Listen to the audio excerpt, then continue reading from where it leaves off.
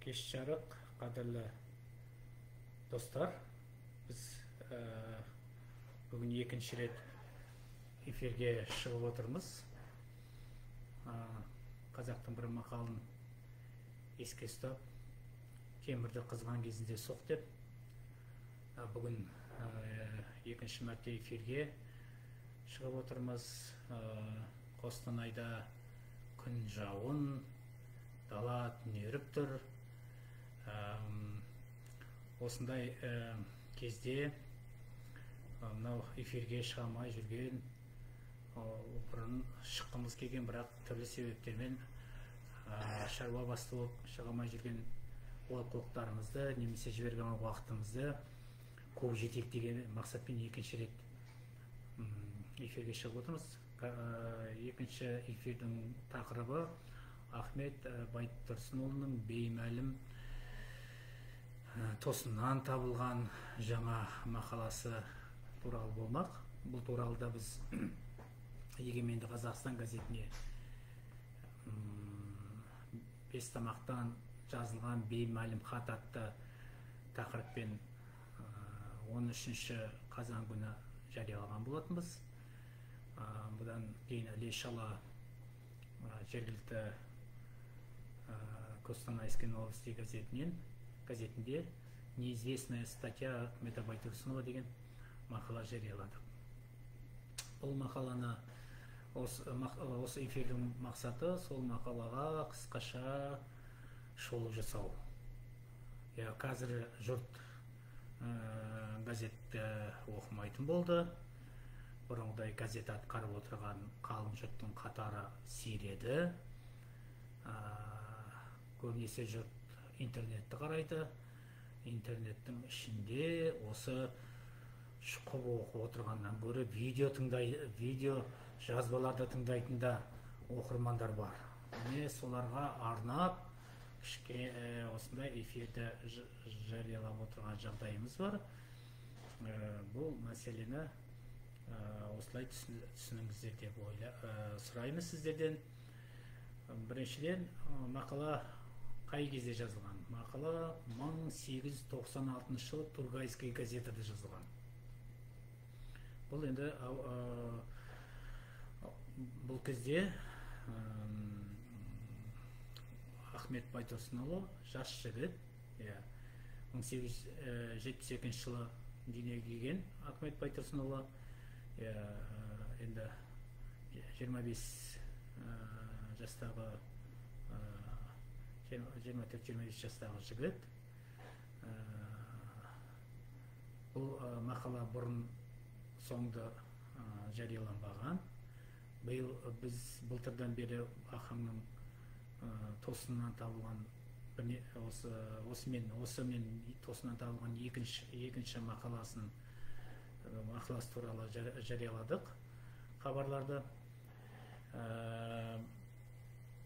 Былтыр біздер Ахмет Байтұрсынның ізімен Орынбор кезеңі атты ғылыми танымдық экспедиция ұйымдастырып Орынбор қаласына. Сонда сол экспедиция барысында архивтік мұрағаттан Ахмет Байтұрсынның «Киргизские приметы и пословицы» деген мақаласының түпнұсқасын тауып басылымдарда жариялаған болатынбыз. Ол мақала ғылыми жұртшылыққа белгілі болғанмен, аты аталғанмен, мазмұны қалың оқырманға таныс емес еді. Сондықтан біз оны бір үлкен олжа ретінде таныдық. Оны Орынбордан табылған олжа деп те жарияладық ғылыми басылымдарға, бұқаралық ақпарат құралдарына да жарияладық. Сол кезде бүгінгі қозғалып отырған мақаланы да көздеп кеткенбіз. Тапсырыс берген едік, бірақ архивтен алдыра алмадық, уақытымыз тығыз болды. Сонымен жаңағы қайта оралғанша дегенде қолымызға тағы түсірерміз деп аттан кеткен болатынбыз.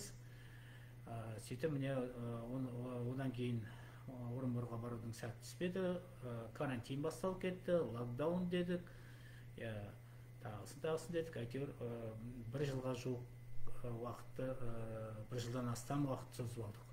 ақырында мінекей биыл күзде локдаундардың арасында соны қолға түсіріп мақаланы енді ашып қалғанда өзіміз таң қалдық. Себебі мақала бүгінгі күнмен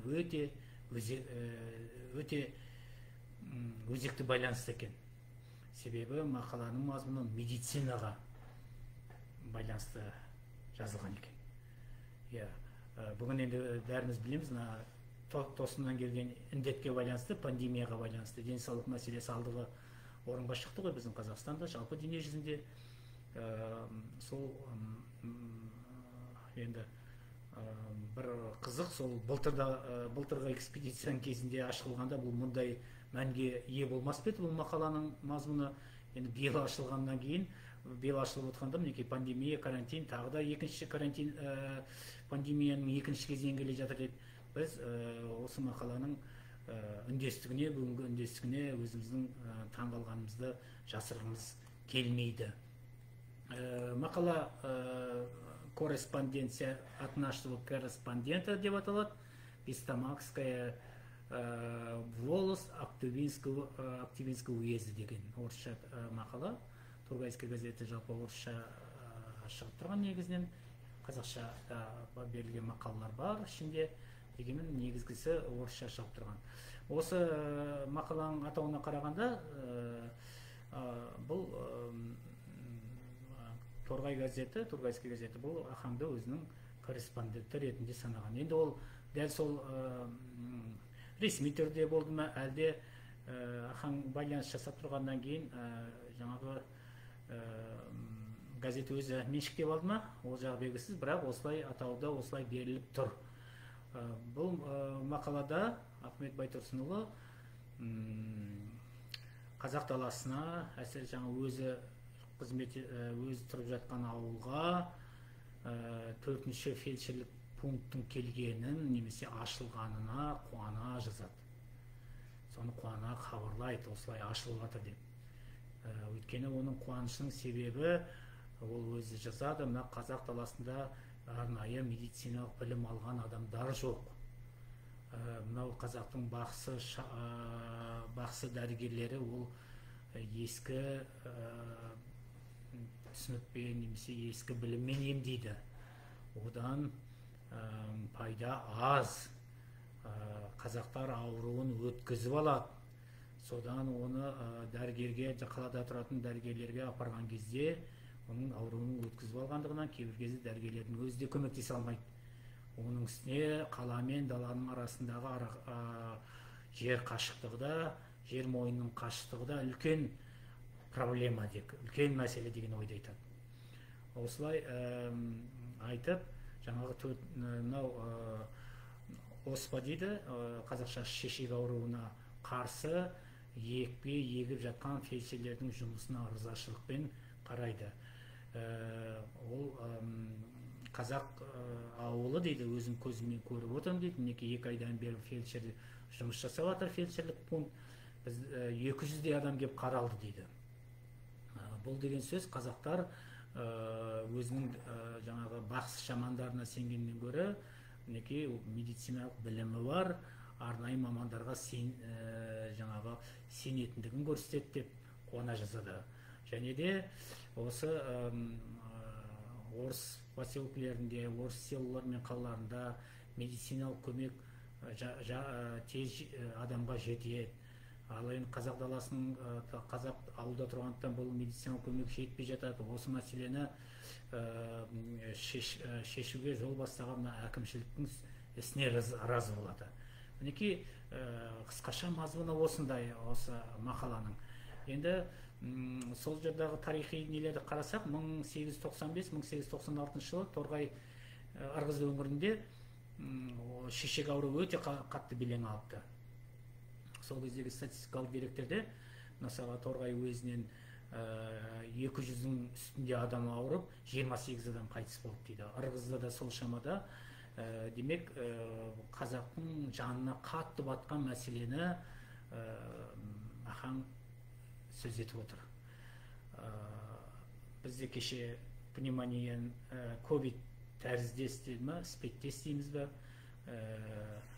ковидке ұқсайды деген жаңа пневмониядан біздің қазақ бауырларымыз, қазақ азаматтары аяқ астынан кенеттен кетіп жатқан кезде қабырғамыздың қайысқаны рас. Оған мемлекет басшысы аза тұту күнін белгіледі. Бәріміздің осы көз алдымызда. Сондықтан Ахаң да осындай қазақтың басына түскен күйді өзінің мақаласында, жауыз мақаласында жаңағы сол күйден құтылатын болдық-ау дегендей қуанышпен жазғандығы байқалып отыр. Бұл осы мазмұнымен бізге құнды 24 жасар жігіттің халықтың қамын тұтас ойлайтын бейнесі бізге мақаладан тұм-тұмдап болса да көрініс табады. Бұл жерде Ахмет Байтұрсынұлы қазақ жұрты дегенді бірнеше рет атайды. Демек, сол жас мұғалім кезінен енді қызметін бастап атқан дейтін себебіміз Ахмет Байтұрсынұлы 1895 жылы мұғалімдер мектебін бітіріп, сол Ақтөбе уезі Бестамақ болысына нөмірі 2-ші ауылға ұстаз мұғалім болып жіберілген. Себебі сол жылда 1894 жылдың ақпан айыларында, яғни Ахмет Байтұрсынұлы оқып бітіретін жылдың алдында Бестамақ болысында Арынғазиев ауылында мектеп ашылады. Демек, мектеп ашылғаннан кейін оған ұстаз қажет болған. Сондықтан жас мұғалімді Ахмет Байтұрсынұлын сол ауылға жібереді. Васильевтің кітабында ол очеркінде тұр. Ахмет Байтұрсынұлының 1895 жылы Бестамақ болысы Ақтөбе уезі Бестамақ болысы нөмірі 2-ші ауылға жібергені туралы дерек тұр. Енді 2-ші ауылда патша әкімшілігі Арынғазиев ауылы дейді. Ауыл Арынғазиева дейді. Бұл Арынғазиев деп отқанымыз мынау Арынғазы ханның ұрпақтарының ауылы деп болжауға болатын сынды. Әбілқайыр ханның атақты Арынғазы деген билік қылған хан болған тұқымы бар, ұрпағы бар. Оны тарихшылар жақсы біледі. Сол кісінің жаңағы жайлаған жері сол Ақтөбе уезі, алғашқы кезде ол Елек уезі деп аталған, соның маңайында болған. Бұл жерден біз Ахмет Байтұрсынның алғашқы қызметін бастаған жерін Бестамақ болысы, Ақтөбе уезі, Торғай облыс деп шегендеп қоюға болатын секілді. Кез келген нәрсені бастау старт алатын болсақ, Ахмет Байтұрсынның мұғалімдік қызметі Бестамақтан бастау алды деп айтуға толық негіз бар. Тарихи деректерде Ахмет Байтұрсынның өзінің жазып отырған мақаласы да сол жақтан жолданып отыр. Бұл мәселе мақтап шегеленді деп айтуға болады. Сондықтан мақаланың өздеріңізде байқап отқан шығарсыздар, екінші құнды жағы Ахаңның мұғалімдік қызметінің, ағартушылық қызметінің жаңағы бастауын, жүрген жолын көрсетуімен, мегзеуімен маңызды деп айтуымызға әбден болады.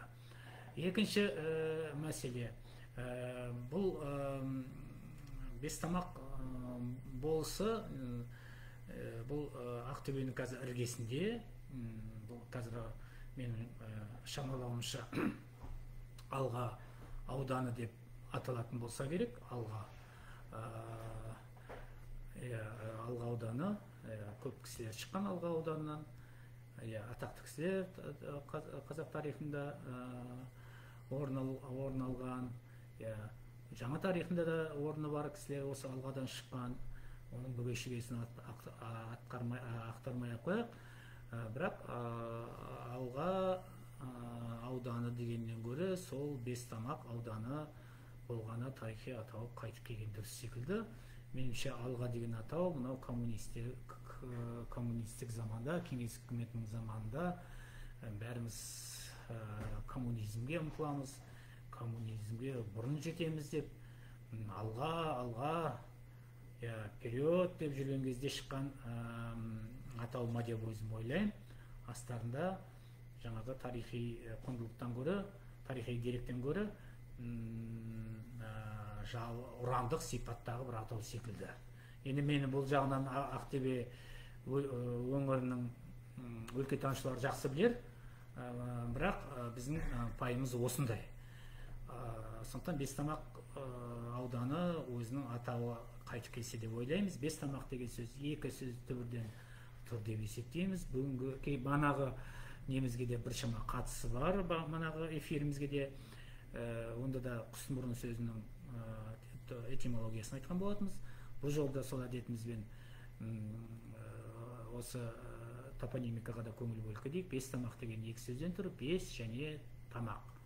Бұл жерде бес сан есім, тамақ деп отқанымыз өзек, өзен дегенді білдіреді. Адамның тамағы секілді, бұл жерде ішетін тамақты емес, тамақ жүретін өзекті, өзекшені айтып отыр.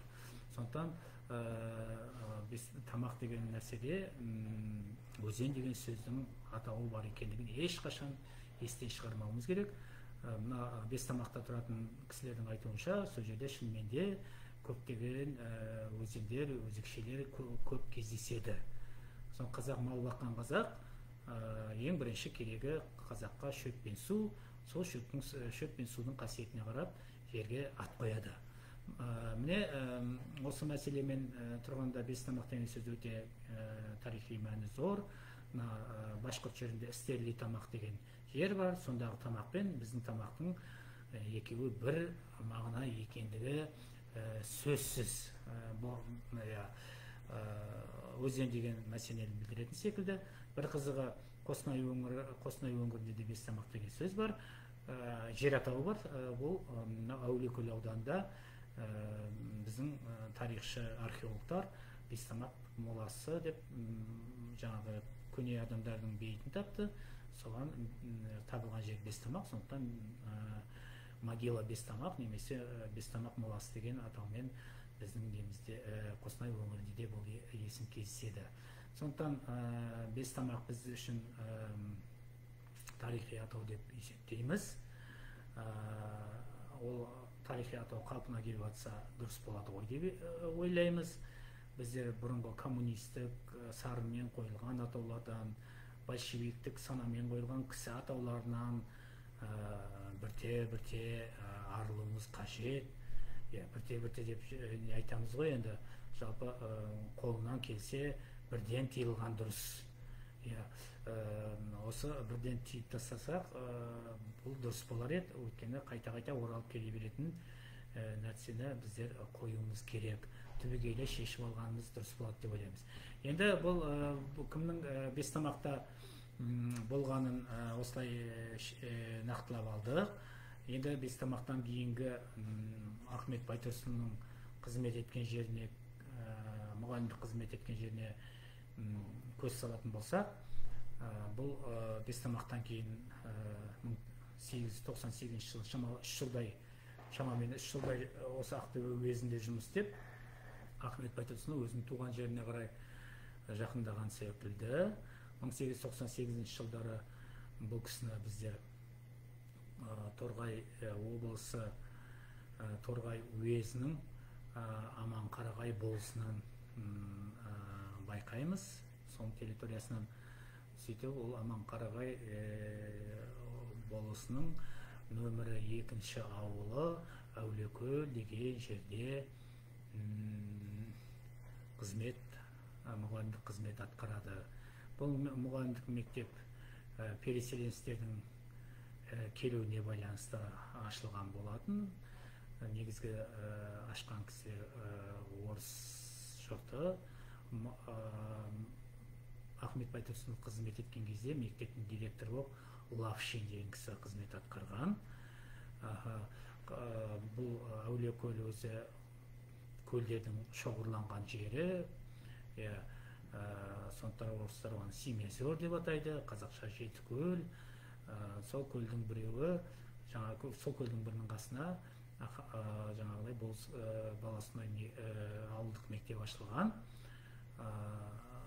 Оны көлдің атын қазір мұғалімдер көл деп атайды, кезінде орыс көл деп атаған. Шамасы орыстар сол мектеп ашып сондай не қылғаннан болса керек, оның әрі қарай тереңдетіп қарау керек. Орыс көл деген жаңағы көлдің атауы болғандығы тарихи деректерде тұр. Сондықтан осы мектепте жұмыс істеген Әулиекөлде. Бұдан кейін Ахмет Байтұрсынұлы Меңдіқара болысына қоныс аударып, нөмір 4-ші ауылда, Меңдіқараның нөмір 4-ші ауылында ауылдық мектепте мұғалім болған. Бұл енді шамамен 1902 жылдар. Сонда Әулиекөлде 2 жыл, енді тағы 2 жыл Меңдіқара ауданында жұмыс істеген 4-ші ауыл. Бұл ауылда қазір біздер енді жергілікті өлкетанушылар арқылы іздестіріп жатқан жайымыз бар. Шамамен қазіргі таңда үлкен кісілердің айтуы бойынша ол Ұялысай деген жер, Меңдіқара ауданы Ұзынағаш деген жерден 7 километр жерде Ұялысай деген ауыл бар. Осы ауылда біздер сол 4-ші ауылма деп жобалаймыз. Мүмкін Ұзынағаштың өзінде болуы мүмкін. Себебі Ахмет Байтұрсынұлы қызмет еткенге дейін осы жерде, қызмет етіп кеткеннен кейін осы жерде Қазыкерей Чутаев деген кісі қызмет атқарған, ұстаздық қызмет атқарған, жаңа мектепте Ахмет Байтұрсынов кеткеннен кейін. Сол Қазыкерей Чутаевтың бейіті сол Ұялысайда жатыр. Оның ұрпағы қазіргі Қостанай қаласында тұратын Марат Чутаев деген ақсақал кісі сол айтып отыр, бейіті сол жерде жатыр дейді, басында тас тұр дейді, көк тас тұр. Бәлкім 4-ші ауыл деп отқанымыз сол жер ме екен деп ол кісі бізге ой тастап отыр. Бірақ бұл мәселені әлі де нақтылау қажет деп ойлаймыз. Осы Меңдіқарада жұмыс істей жүріп, Ахмет Байтұрсынұлы параллельно дейді ғой орыстар, қатар атқарған Қостанай қаласының орыс қазақ мектебінде, екі класстық орыс қазақ мектебінде, жалпы екі класстық дегенде біздер қазіргі бір жылдық класстар емес, екі классымыз 6 жыл, кейбір жерде 7 жылдық оқу болған. Сол екі класстық мектептің жанынан педагогикалық курс ашылған. Бұл Алекторовтың бастамасымен ашылған курс 1897 жылы ашылады Қостанай қаласында. Сонда ұстаздық қылады.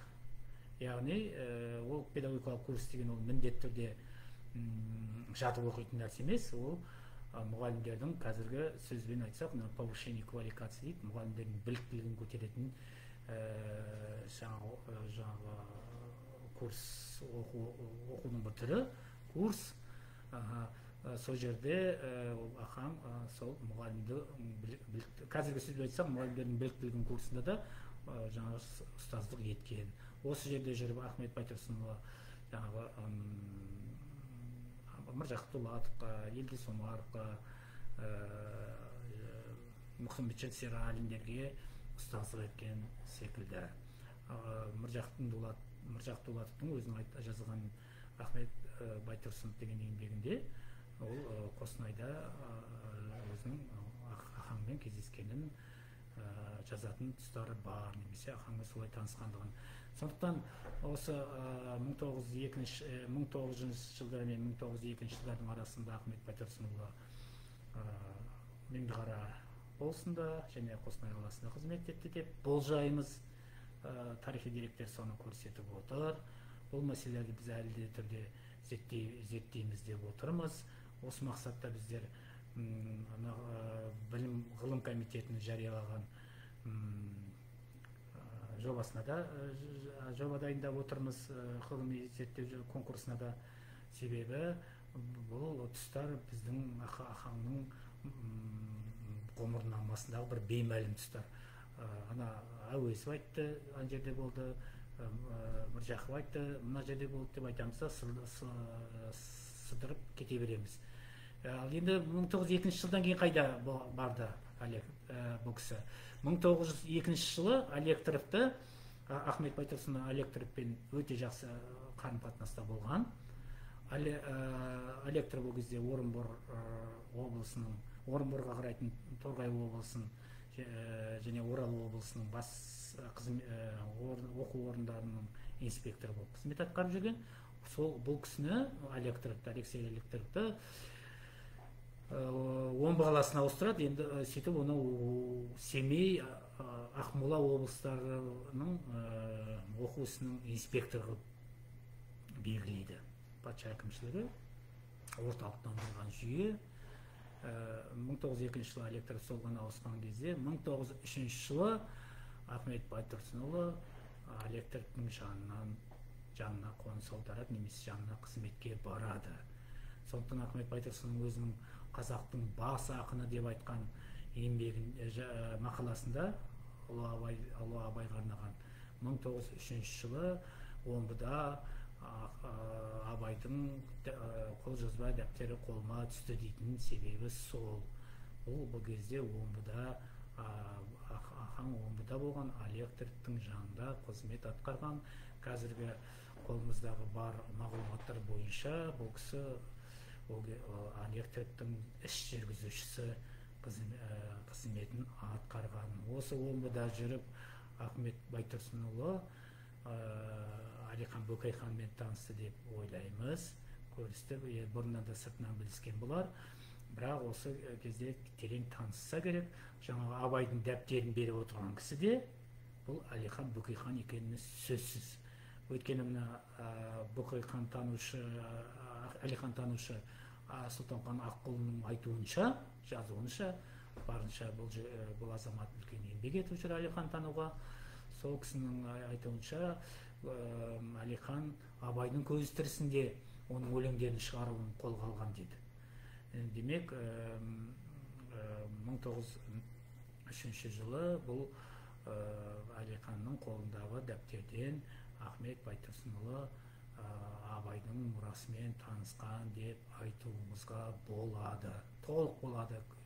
Әрине, бізде қолымызда дәл факті жоқ, Әлихан берді деген, бірақ осылай болжамдауға болады, және ол барлық объективті жағдай, барлық мәселе осы біздің тұжырымымызға сай болады ғой деп, осылай айтуға, тұжырымдауға мүмкіндік беріп отыр. Бұдан кейін Ахмет Байтұрсынұлы Қарқаралы уезінің, Қарқаралы уезіндегі мектепке, Қарқаралы училищесіне мұғалім әрі мектеп директоры, меңгерушісі болып барады. Әрине, оны жіберіп отырған Алекторов. Осы бұл 4-ші жыл болса керек, 4-ші я 5-ші жылдар, 1905 жыл. 1905 жылы үлкен қазақ даласында үлкен оқиға болды. Ол жаңағы бірінші орыс революциясының жаңағы дүмпуі еді. Қазақ даласында осы өзгерістер болған кезде қарап қалмады. Атақты қоян жәрмеңкесінде Қарқаралыдағы Қарқаралы петициясын жазған болатын. Ахмет Байтұрсынұлы осы петицияға үн қосқан, немесе соны ұйымдастырушылардың бірі болған. Сөйтіп, Ахмет Байтұрсынұлының Қарқаралыда саяси қызметі, қоғамдық қызметі басталады. 1909 жылы осы саяси қызметі үшін, саяси іс-әрекеттер үшін Ахмет Байтұрсынұлына әкімшілік жаза тағайындалып, алдымен түрмеде отырады. Одан кейін әкімшілік жаза тағайындалып, оны қазақ даласының сырт өлкесіне кету керектен қаулы қабылданады. тағы да айтамын, бұл әкімшілік жаза, соттың шешімі жоқ, қаулы, ішкі істер министрінің қаулысы. Сөйтіп, осы қаулының күшімен бұл кісі сыртқа кетуге тура келеді. Сонда Ахмет Байтұрсынұлының таңдаған қаласы, өлкесі Орынбор қаласы болды. 1910 жылы 10 мартта Ахмет Байтұрсынұлы әкімшілік жазаны орындау үшін Орынбор қаласына келеді. Орынбордағы ішкі істер жандармериясының, полиция басқармасының жазбасында 1910 жылдың 10 мартынан бастап әкімшілік жаза орындау басталды деген дерек тұр. Міне, 5 тамақтан басталған мұғалімдік қызмет Қарқаралыда аяқталады. Шартты түрде айтып қояйық, шартты түрде деп, ұстаздық қызмет енді оның өмірінің барлық мазмұны болды деуімізге де болады. Ол өзі жаңағы көрнекті алаштанушы Дихан Қамзабекұлының «Руханият» деген кітабында жаңағы Ахаңның өзінің айтатын сөзі бар. Ташкенттегі 1922 жылы Ташкенттегі қазақ зиялыларының алдында кездескен кезінде. Сонда ол айтады, мен қарапайым халық мұғалімі едім. Айтпақшы, Орынбор мұғалімдер мектебін бітірген кісілерді бейресми түрде народный учитель деп атаған. Яғни халық мұғалімі. Мен жай халық мұғалімі едім. Мені саясатқа итермелеген, мәжбүрлеген патшаның зорлығы, қиянаты. Мен оны көріп тұрып, қарап, бейтарап бола алмадым деп айтқан сөзін келтіреді академик ғалым. Міне осы сөздерге қарағанда біздің халық мұғалімі ретіндегі ғұмырнамасы Қарқаралыдан тоқтайды. Бұдан кейінгі ғұмырнамасында белгілі бір кезеңде оның саяси белсенділігі, қоғамдағы белсенділігі артады. Ол Орынбор кезеңімен тығыз байланысты, және ол өзі бөлек әңгіме деп есептейміз. Сондықтан бұл мәселені біздер тереңдетіп қарауымыз керек. Мынау 5 тамақтан басталып Қарқаралыға ұласқан ұстаздық қызметті, ауылдық жердегі мұғалімдік қызметтерді біздер бүге-шігесіне дейін зерттеуіміз керек деп ойлаймыз. Жобада осы мақсатқа құрылып отыр. Комитет қолдап жатса, әрине біз оны әрі қарай зерттеуге, комитет дейміз ғой, комитет деп шарт түрде ғой, жаңағы эксперттер қолдап жатса, біз оны әрі қарай тереңдетіп зерттеуге, Қостанай өңіріндегі жаңа мағлұматтармен, өлкетанушылық мағлұматтармен қоса зерттеуге біздер жолын көріп отырмыз. Жобасын жасап отырмыз. Құдайға Алла қаласа, осында біз соны жобаны жүзеге асыруға Алла тағала нәсіп етеді ғой деп сенеміз. Бұл жердегі біздің мәселеміз, бұл эфирдегі мәселе, оның бүге-шігесін бәрін ашу емес. Біздің мәселеміз осындай газет бетінде осындай мақалалар жарияланып жатқандығын көрсету.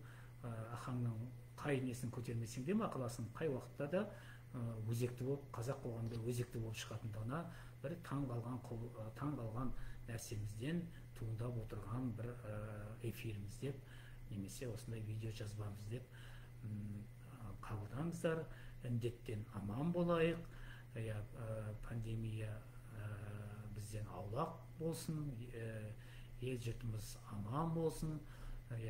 Бұл пандемия бізге бір үлкен құндылықтарды қайттан өзімізге, есімізге салғандай болды. Ол құндылықтың басында әрине бірінші байлық, денсаулық деген сөзге біз қайтадан, сол ата-бабамыздан қалған сөзге біз қайтадан басымызды бір игендей болдық. Сондықтан деніміз сау болсын.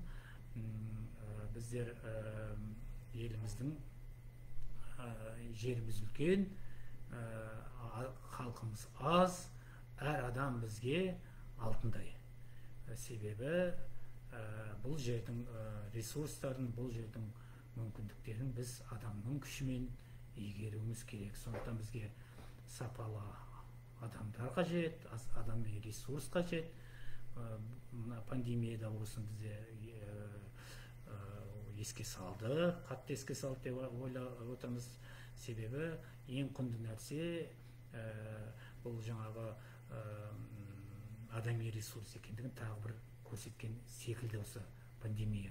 Сондықтан адами ресурстарды ары қарай жетілдіру жұмыстарын біз жалғастыра береміз деп ойлаймыз. Бұл жерде білім жүйесінің орны ерекше. Біз осы жолда ары қарай тілегімізді сіздермен біздер бірге жалғастыра береміз ғой деп ойлаймын. Мына жерден Қайырбек Арыстанбеков деген азамат